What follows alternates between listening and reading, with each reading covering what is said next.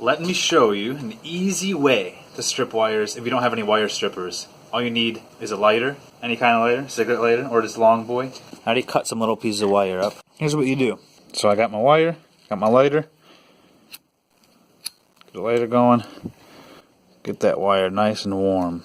Nice and warm. Alright, pinch it with your finger and pull the end off. It does not hurt.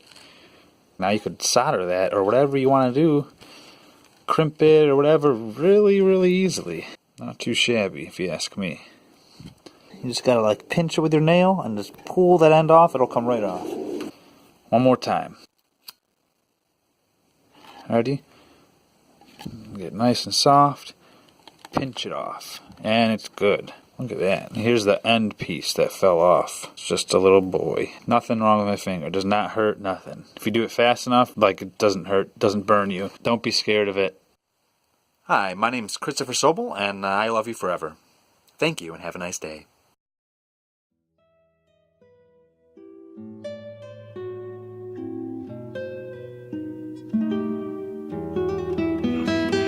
That is a fine shovel if I ever seen one.